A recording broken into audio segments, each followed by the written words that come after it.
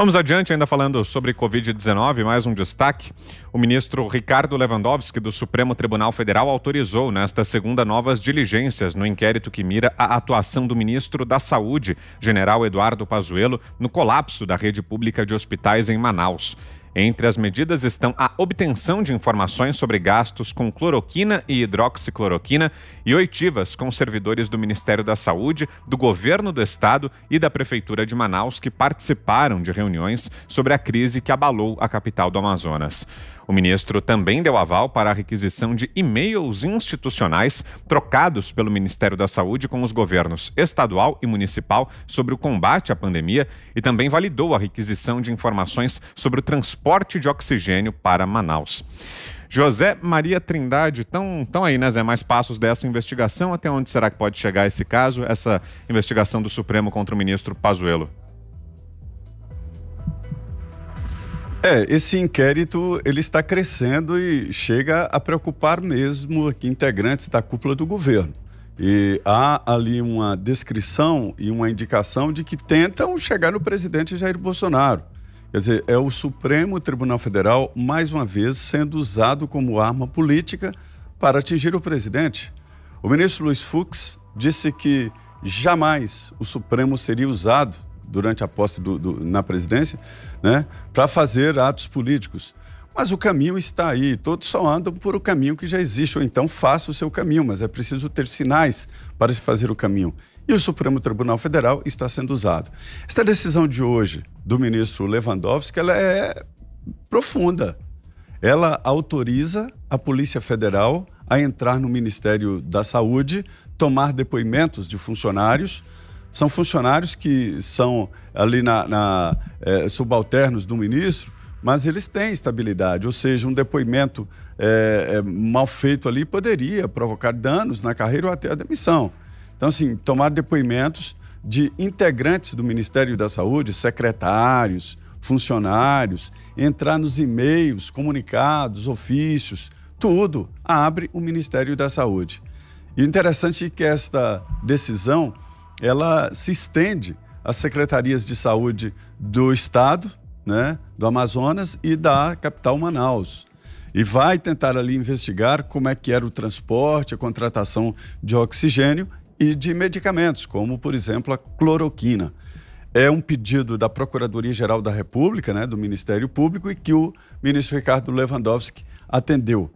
Eu acho muito estranho que esse inquérito tenha crescido desta forma e tenha partido no rumo, assim, da presidência da República, exatamente para ver a responsabilidade do governo. Por que isso não foi criado, essa investigação, lá no município, não é nem no estado, no município de Manaus? Se houvesse a indicação de que o estado teria sido omisso, partiria para cima do estado e depois chegaria no governo federal. Mas não, começou aqui no Supremo, porque o ministro tem foro privilegiado. Então, já começa por aqui. Está errado. Quem gere, segundo o próprio Supremo, é o município, depois o Estado e, por último, a União.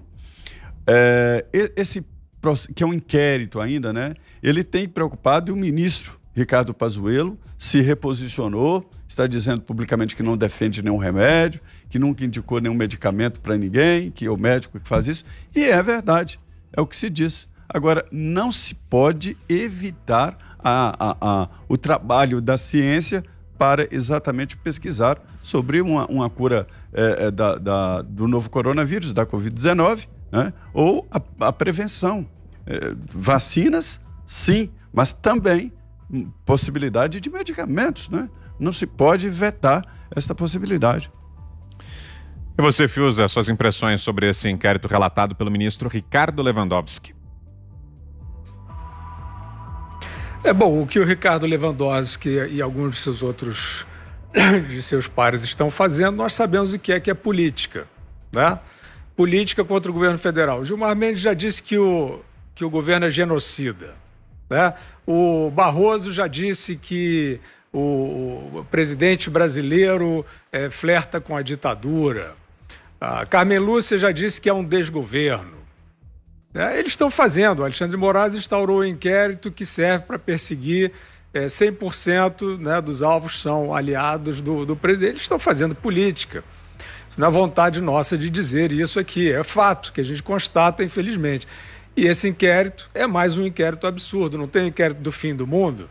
Pois é, esse aí é mais um inquérito desse tipo. Lewandowski, que a gente sabe, foi aquele ungido pelo petismo, né, pelo Lula, que concedeu a Dilma Rousseff, atropelando a Constituição Federal, a manutenção dos direitos políticos quando sofreu o impeachment, né?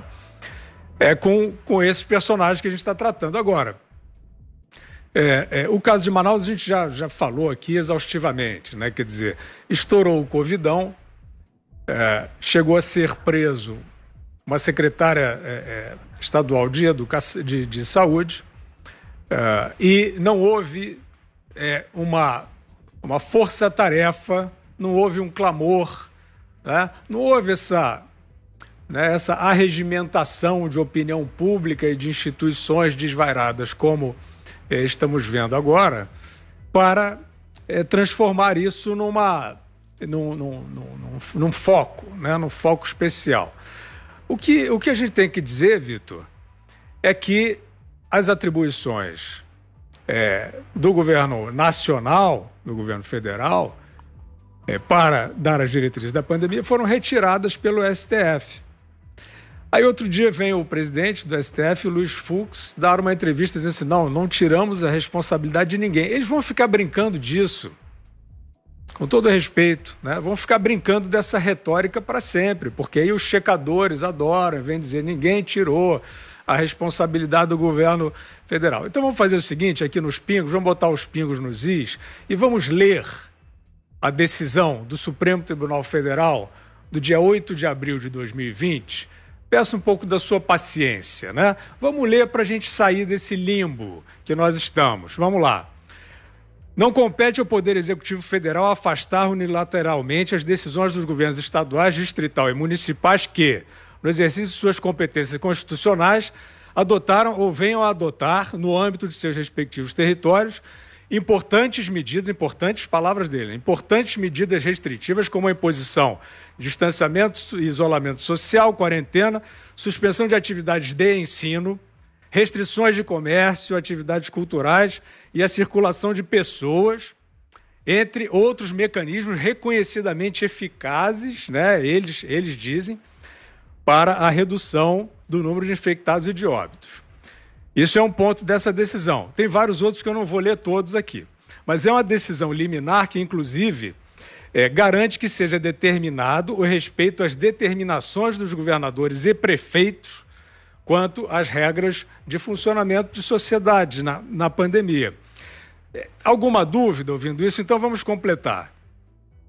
A decisão acrescenta, né, que deve ser respeitada, aspas, a descentralização político-administrativa do sistema de saúde, com a consequente descentralização da execução de serviços e distribuição dos encargos financeiros entre os entes federativos, inclusive no que diz respeito às atividades de vigilância sanitária e epidemiológica. Isto é uma decisão do dia 8 de abril do Supremo Tribunal Federal, assinada pelo ministro Alexandre de Moraes. Resta alguma dúvida sobre quem é que tem o condão para políticas de enfrentamento à pandemia? O condão foi dado aos governos estaduais e municipais pelo Supremo Tribunal Federal. Então é o seguinte, o governo federal tem uma série de responsabilidades e eu nem acho que o governo foi impecável, não. Isso aqui não é defesa de governo federal, né? Acho que, por exemplo, a política de vacinação, o governo foi de roldão, né?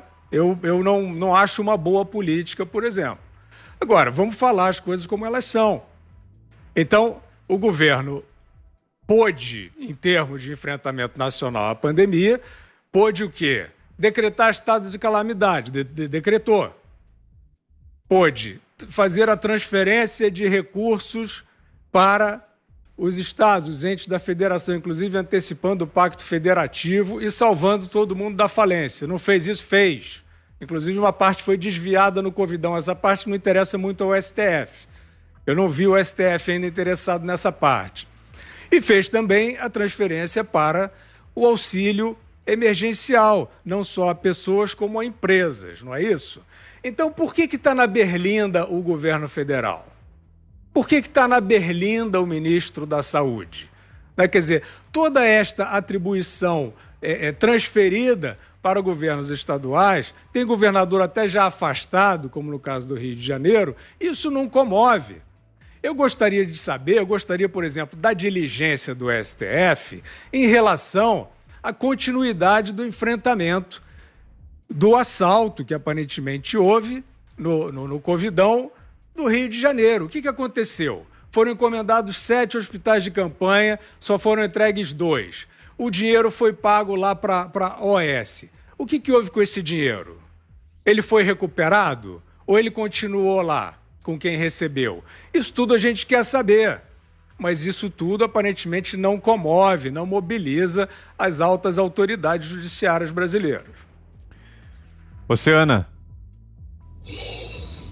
Bom, os pingos nos is colocados aí muito bem pelo Fiuza.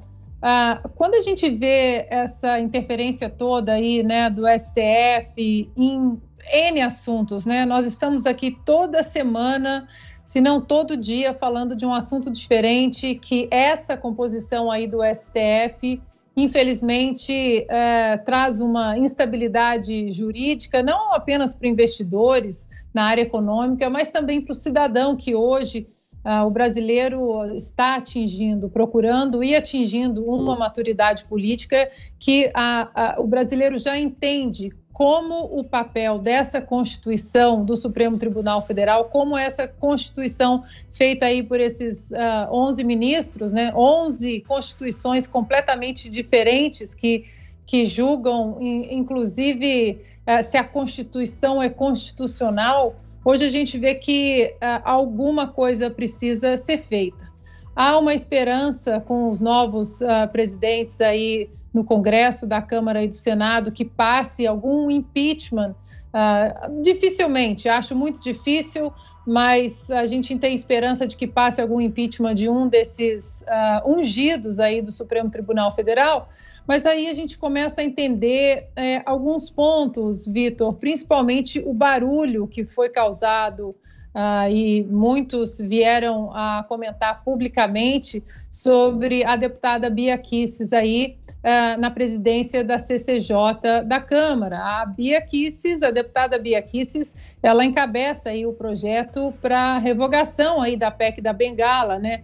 A aposentadoria compulsória dos membros dos tribunais superiores, né, que agora é de 75 anos, para que volte aos 70 anos, e a gente entende que isso hoje seria uma medida muito importante, porque essa Constituição que está hoje, aqui a gente sempre vai enaltecer as instituições como o Tribunal Superior, o STF, mas essa Constituição do STF com esses ministros, e aí como o Zé muito bem coloca, né, não são apenas 11 constituições, são 14, né, são 13, porque tem a primeira turma, tem a segunda turma, então a gente vê que hoje, se é difícil seguir adiante qualquer impeachment com um desses togados aí, desses ungidos do STF, a gente precisa dar força para essa revogação aí da PEC da Bengala, porque essa composição do STF precisa urgentemente ser trocada, porque a gente vê que a ingerência e como eles estão sempre colocando ali suas canetas em outros poderes é absurdo, já passou da conta e vai atrasar o progresso, independentemente se é Bolsonaro em 2022 ou qualquer outro que venha a vencer aquela eleição. Hoje é imprescindível que a gente coloque esses ministros também aí à luz da Constituição e que eles entendam que a sociedade, que eles podem estar na corte mais alta do país, mas que acima deles ainda está a sociedade.